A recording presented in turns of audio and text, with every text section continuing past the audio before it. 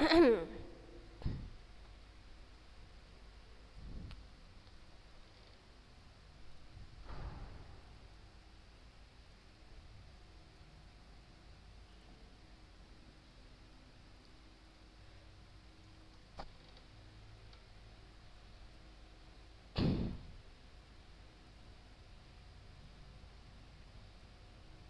kita mulai ya.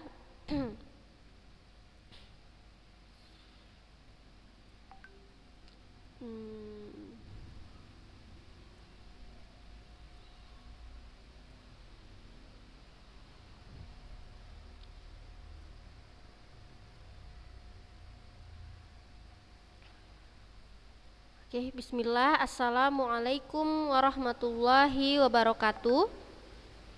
Waalaikumsalam warahmatullahi wabarakatuh. Iya, meriah ya. Oke. Anak-anak ustazah, tadi kan yang hadir ke sekolah ini rame. Ini mana kok masih segini? Satu handphone untuk berapa orang ini? Satu handphone untuk berapa orang? Ya. Loh, kok nggak muncul ya ini? Kok tidak muncul? Nah, ini dah. Bentar ya. Baik anak-anak ustazah, jadi hari ini kita mau bukan melanjutkan materi ya, tapi lebih mendalami materi yang minggu lalu. Karena sekarang kan masih proses pengerjaan kelompok ya. Udah pada ke perpus kan anak-anak ustazah kan? Ah ya, bagus. Oke, jadi sekarang waktunya adalah kalian boleh bertanya jawab ke ustazah terkait karya ilmiah yang akan dibuat nantinya. Jadi supaya nanti nggak penuh HP ustazah dengan pertanyaan-pertanyaan, ya kan?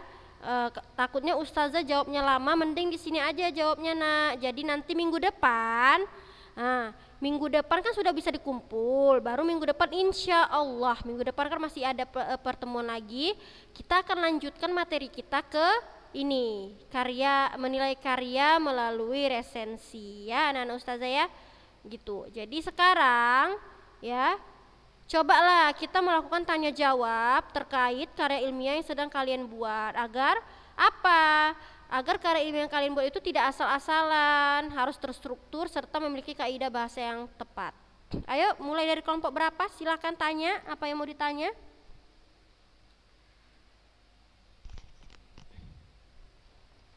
Mananya ini orangnya? Gak ada yang mau bertanya ini. Nanti kalau udah apa sibuk mau nanya. Ini loh waktunya ditanya apa, pendahuluannya gimana ustazah. Misalnya ustazah kami ini, judulnya ini, bisa nggak ustazah gitu. Cobalah.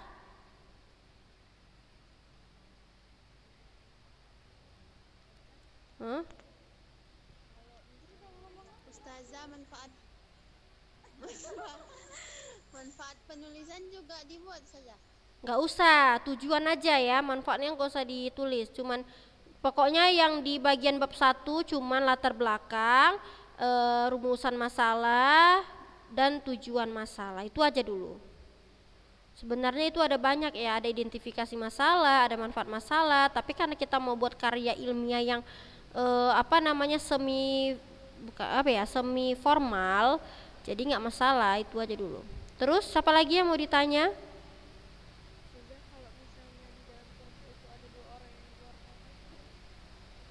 Kalau di dalam kelompok ada yang kayak mana?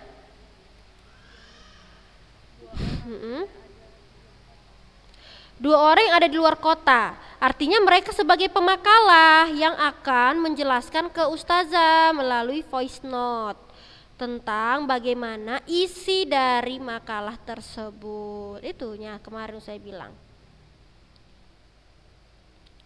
Ada lagi? Ustazah. Oh, iya, Pak.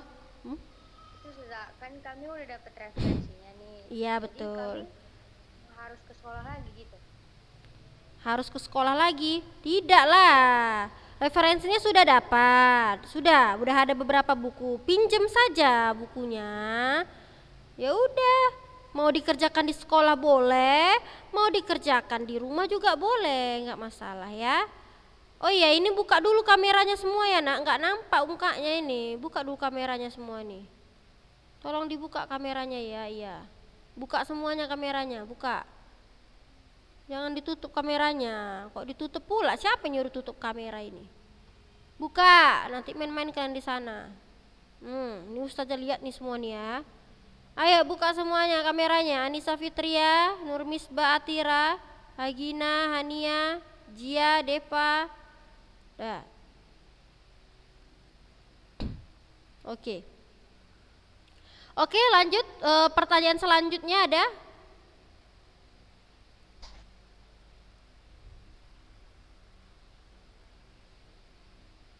Za itu diketik atau ditulis? Diketik lah, mana ada ditulis makalah, diketik ya, satu orang aja yang mengketiknya atau berganti-gantian ya, diketik aja, jangan ditulis ya. Diketik. Terus apa lagi, ada lagi yang mau ditanya? Gak usah banyak gaya Dwi, aduh banyak kali, berzoom aja pun banyak kali gayanya. Apa? Oh alah. Cepat. Ada lagi yang belum paham tentang pembuatan karya ilmiah ini? Terkait judul atau masalah yang mau dibahas atau apalah itu yang terkait dengan tugas ini. Jadi minggu depan bisa langsung diselesaikan itu ya, terakhir ya. Udah, nggak ada lagi yang mau ditanya ini? Silahkan. Strukturnya ngikutin yang kayak bentuk seni formal di halaman 1 itu aja kan? Iya, pokoknya strukturnya ini dari Ustazah ya. Pokoknya sistematikanya pertama bab 1 hanya ada latar belakang. Ya kan? Bab 1 itu kan pendahuluan. Bab 1 pendahuluan isinya latar belakang, rumusan masalah, tujuan masalah. 3 poin saja. Dah. Lalu yang kedua ada bab 2, masuk dia kajian teori atau kajian pustaka. Udah itu aja. Pilih 3 buku, ambil para ahli, 3 para ahli, pendapat para ahli lalu disimpulkan. Ya. Lalu yang ketiga itu bab pembahasan atau isi. Nah, itulah isinya apa? Isinya merupakan jawaban dari apa? Anak-anak Ustazah di bagian pembahasan.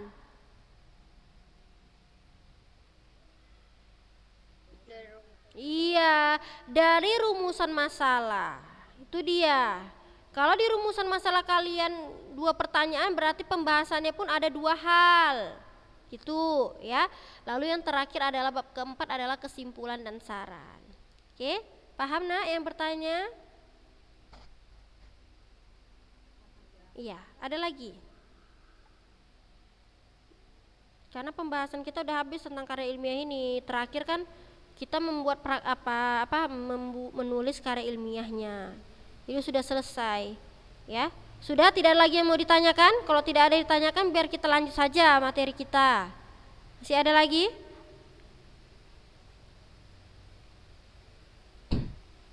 Masih ada? Pas. Ada apa enggak ini? Jawablah.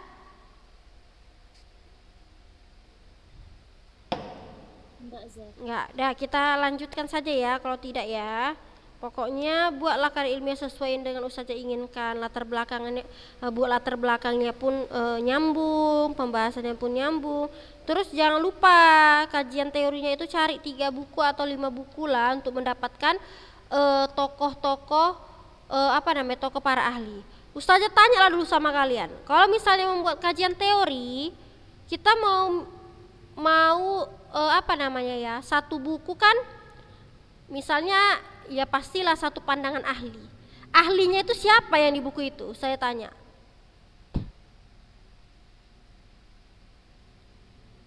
Ahlinya siapa Dwi? Tawa ketiwi aja. Apa aja.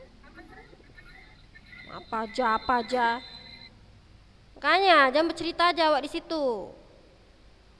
Apa artinya? Apa maksudnya itu? Ahlinya siapa? Kan kita mau cari kajian teori, ya kan?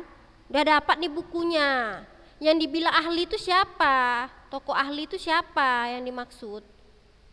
Ilmuwan Zah. Iya, ilmuwan dari apanya? Yang berkaitan dengan buku itu loh. Kan dari buku kita dapat kajian teori kan? Benar nggak? Berarti para tokoh ahlinya siapa yang mau kita buat namanya di situ? Ngambil dari mana? Siapa lah rupanya para ahlinya itu? Loh. Iya iyalah penulisnya. Siapa yang jawab itu penulisnya? Analah. Untung nanti betul. Cempreng kali suaranya. Tak kayak apa? Ya. Jadi para ahli di situ maksudnya adalah penulisnya lah, tokoh yang menciptakan buku tersebut.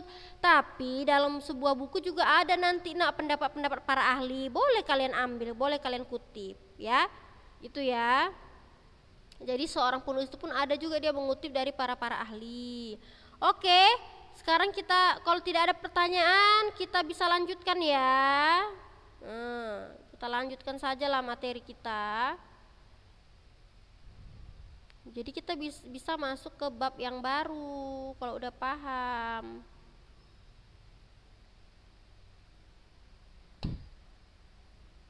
Sudah ya, kan nggak ada lagi yang mau ditanyakan. Nah, jadi sekarang kita masuk ke bab berapa ini? Bab 7. Menilai karya melalui resensi, ya. Pernah dengar atau pernah tahu nggak tentang resensi? Pernah? Enggak. Pernah tahu tentang resensi? Hah? Oh tidak ya, kasihan sekali lah udah SMA masa nggak tahu. Dulu kelas 9 kan udah pernah kita pelajari. Aduh. Resensi. Pernah nggak kalian itu menilai sesuatu atau mereview sesuatu, mengulas sesuatu? Misalnya belanja online. Kasih dia bintang 5 atau diulaslah dia bagus. Bajunya sangat bagus, begini-begini. Pernah nggak melihat itu atau membaca atau mungkin kalian memberikan ulasan? Pernah? Pernah. Kalian lupa waktu kelas 9 kita pernah belajar teks tanggapan kritis. Waktu itu kita menonton tentang membuat lukisan pemandangan. Masih ingat?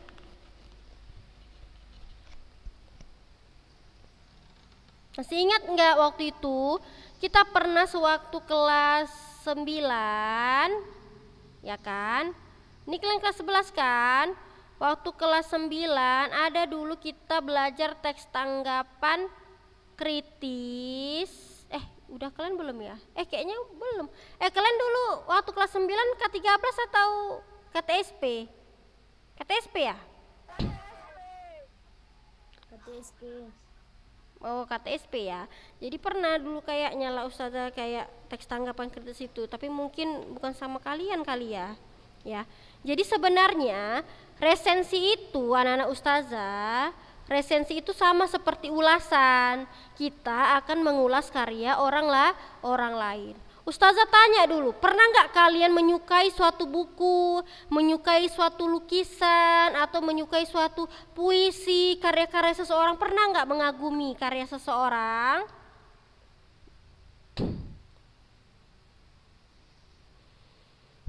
Pernah nggak? Pernah.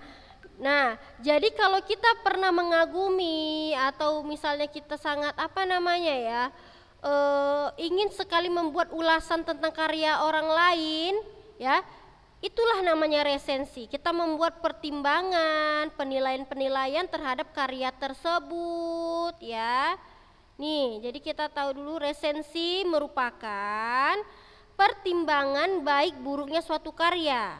Jadi resensi ini adalah penilaian suatu karya secara objektif, ya. Pernah melihat review nggak, ulasan kayak gitu tentang suatu produk? Misalnya bagaimana kelemahan produk ini, kelebihan dari produk ini. Pernah nggak sih baca kayak gitu? Pernah kan? Nah, itu kan kalau produk. Nih, kalau ini dia resensi untuk menilai karya orang lain. Kita menilainya harus secara objektif, ya, berdasarkan kualitas buku tersebut. Dan kita pun harus membuat resensi tersebut tidak sampai menyinggung perasaan orang lain, karena kita harus menyampaikannya dengan sopan dan santun, ya. Itu ada ngapain?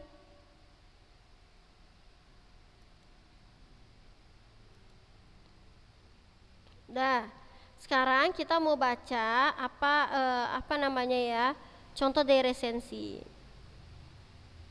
Nah, ini dulu ya, biar kalian tahu apa itu resensi. Coba Nur Hidayah, silahkan baca. Ini juga resensi banyak ini di perpus. Coba Nur Hidayah baca dulu contoh dari resensi biar paham.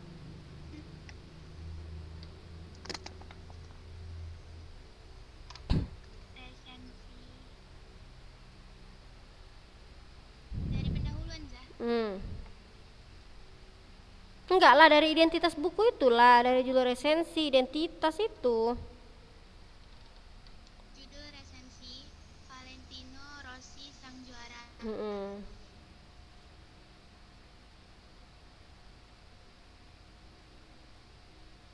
Kok nggak dengar suaranya? Judul resensi Valentino judul buku autobiografi Valentino Rossi, atau judul asli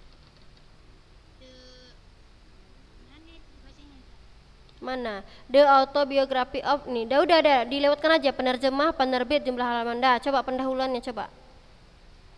Pendahuluan. Penulis memilih buku ini karena sangat digemari oleh anak muda yang terutama penggemar motif. Selain itu, buku tersebut mengungkapkan rahasia perpindahan Valentino Rossi dari tim Honda ke tim Yamaha yang selama ini tidak terungkap oleh media. Isi resensi, kemenangan demi kemenangan yang telah diraih Rossi bersama Honda membuat mereka yang berkecimpung dalam tim Honda mulai beranggapan bahwa yang menentukan sebuah kemenangan adalah mesin motor, bukan pembalapnya. Mereka membandingkan Yamaha, salah satu pesaing yang tidak pernah menangi satu balapan, pun karena mesin motornya memang kalah cepat dari Honda. Tunggu ya. Ini nggak lengkap ini contoh resensinya, nggak kayak gini contohnya. Kayaknya kita ya udah pernah lo belajar resensi. Kelas berapa ya? Ini tentang gitar nggak mungkin. Nah ini baru pas. Nah ini.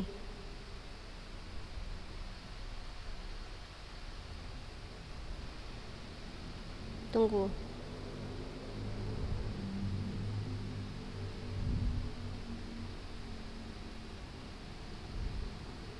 Ya, mengarah bukan pekerjaan mudah, namun juga bukan.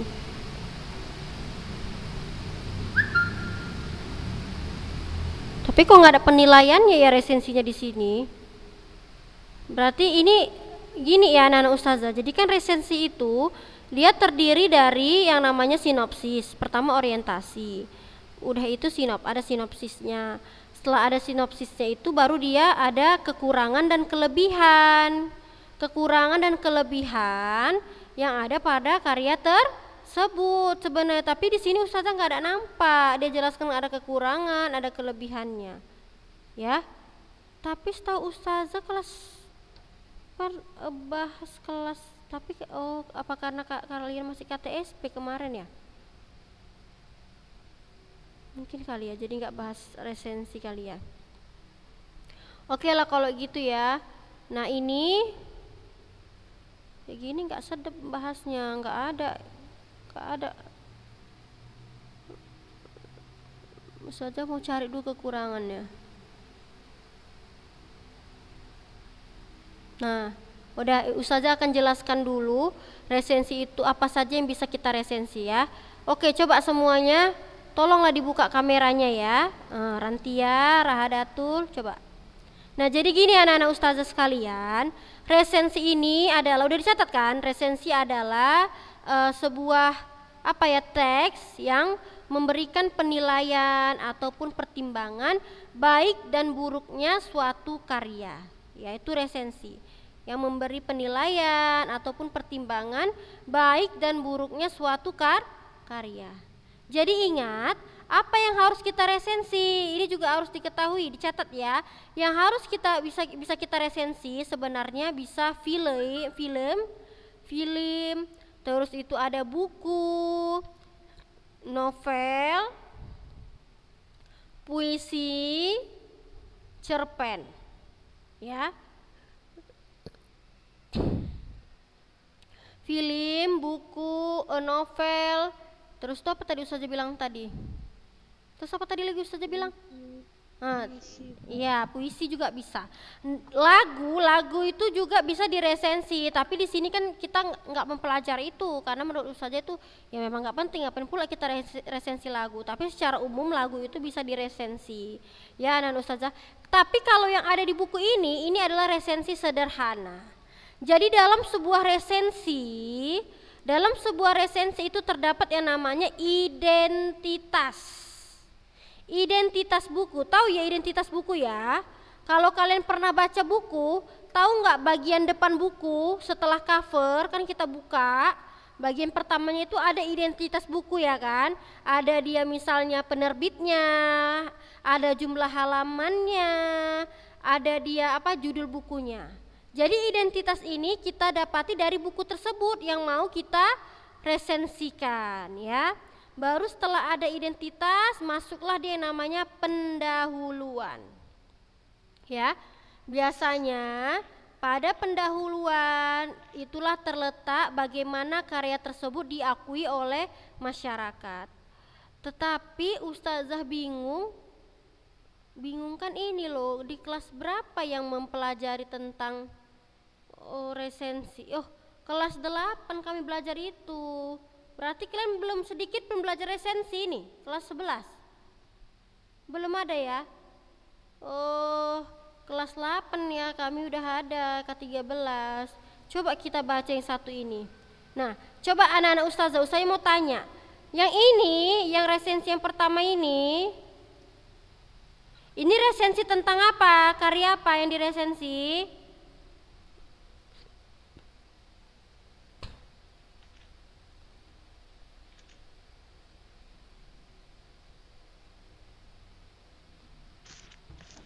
Apa yang diresensi? Oh iya, buku ya. Ini yang diresensi buku. Kalau ini apa yang diresensinya ini? Tengok judulnya situ. Buku kah, novel, film atau apa? Buku, bagus. Nah, ini juga buku. Loh, kok udah habis aja waktunya. Ini juga. Nah, kalau ini apa nak? Yang diresensi? Istanbul? Iya, novel ya. Nah, jadi ingat ikonnya resensi itu dia pasti punya yang namanya sinopsis. Ya, sinopsis. Apa itu sinopsis?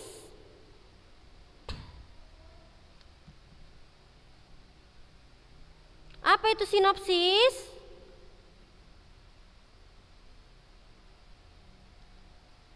Nggak ada yang jawab pun. Sinopsis pun nggak tahu apa. Jawablah. Cepet. Apa? Aduh, kok pendahuluan pula. Ringkasan? Iya, ringkasan cerita. Nah, inilah nak dia. Ini dia dapat dia resensi yang betul-betul lengkap. Nah, tapi ini minggu depan kita baca ya anak Ustazah ya. Apa nih? Saksi Mata, ini tentang novel ya, resensi novel ini baru lengkap. Jadi yang tadi dibaca itu hanya resensi sederhana, tidak ada kekurangan, tidak ada kelebihan, cuma sampai novel aja, cuma sampai sinopsis saja yang dijelaskannya. Coba anak-anak ustazah, kalau kalian pernah baca buku cerita, buku pengetahuan ya, kalau lihat sinopsis itu di mana adanya sinopsis itu? Iya betul, di belakang buku atau di belakang novel, tinggal kita ambil aja. Jadi ini ya, karena waktunya nggak cukup, jadi ini petualangan bocah di zaman Jepang ini kita akan baca di minggu depan. Nanti ingatkan ustazah ya. Di sini nanti ustazah akan ya bertanya kepada anak ustazah mana dia berupa penilaian terhadap karya tersebut. Mana dia yang termasuk orientasi, mana dia yang termasuk identitas. Paham anak ustazah? Ya? Paham? Ya paham ya, jadi ini nggak bisa kita lanjutkan karena memang pembahasannya panjang. Jadi untuk sekarang yang masih berkepentingan ke perpus silahkan selesaikan ya tugas-tugasnya. Minggu depan terakhir dikumpulkan ya sama ustazah. Minggu depan apa minggu ini? Minggu ini kan? Minggu depan. Apa pula? Iyanya. Loh, minggu lalu 1 minggu. Oh iya ya. Minggu depan berarti hari Kamis. Ya kan? Ya berarti hari Kamis. Oke lah kalau gitu anak-anak ustazah ya, karena waktunya memang sudah habis. Ya udahlah nak, semangatlah menyelesaikan tugasnya. Bagus-bagus nanti ustazah kasih nilai kalian, gak usah takut ya. Terus dikurang-kurangilah ketawa ketiwinya. Ya, fokus. Jangan kita terlalu mental-mental kali pun nggak boleh nak. Yang biasa, yang low profile, yang biasa saja ya, yang wajar-wajar saja. Oke anak-anak ustazah? Oke ya? Nah semoga dipermudah ya buat karya ilmiahnya. Oke sebelum ustazah tutup pembelajaran, mari kita berdoa kafaratul majlis. Subhanakallahumma